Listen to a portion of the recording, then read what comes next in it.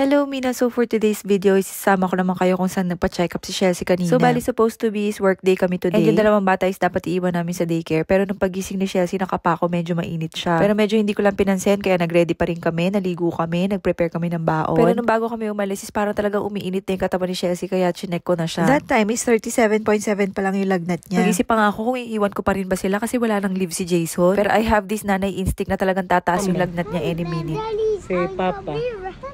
Say Chelsea. Daddy! Waiting pa tayo, waiting. Kuya, careful ha, you fall down there. Oh, no! I know! Kasi CR na muna ako. Anong hindi pa rin natawag si Chelsea.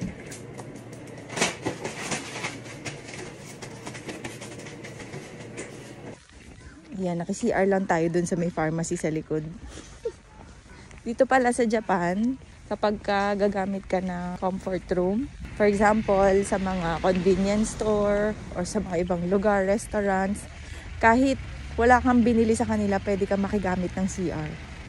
I'm done. Nabili sana ako na. Nang? Inumin? Alala ko. Di ba daddy dito sa Japan, kahit wala kang binili, pwede kang makibanyo. Kahit saan. Nakakahiya sa feeling natin kasi sa Pilipinas hindi yun pwede. Pero dito pwede. Sila, lumabas nga ako sa pharmacy, nagbabaw pa sila sa akin. Sabi ko, sa Pilipinas, 10 piso ata yun. Tinuro na sa akin yung banyo. Tapos, 10 piso ata yun. paglabas ko sila pa yung nagbabaw sa akin.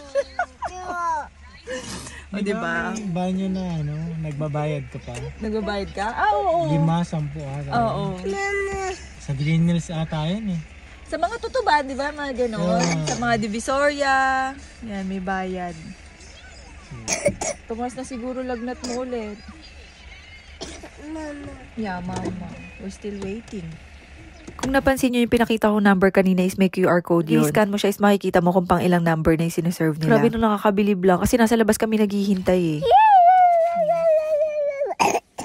Lipstick ko yan, nak. Lipstick yan ni mami.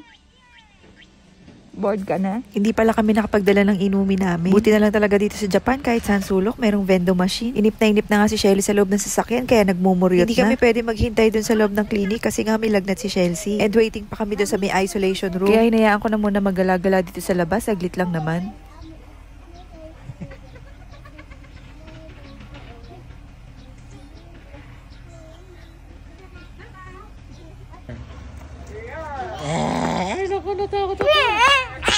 Maya-maya nga, tinawag na rin yung number namin at pinapasok na kami dito sa may isolation room. Ang cute-cute nga ng room na to kasi para siyang maliit na bahay. And pagpasok mo dyan is iba't ibang kulay pa siya. Hindi ko na nga na-video yung sa labas kasi na-assist kami ng nurse, nahihiya ako. Tuwang-tuwa nga rin dyan si Leiron, akala ko hindi iiyak pero nung tinawag na siya, umiyak pa rin at naglulumpasay pa. Kaya Leiron, why did you cry? Why did you cry? Huh? You cried din. Why did you cry? Huh? You're scared? No? Why did you cry? It's not scary naman. Why did you cry? 10:48 na. Dumating kami dito 8, mga 8:15. Tagal namin naghintay. Pero tapos naghintay na lang kami ng gamot.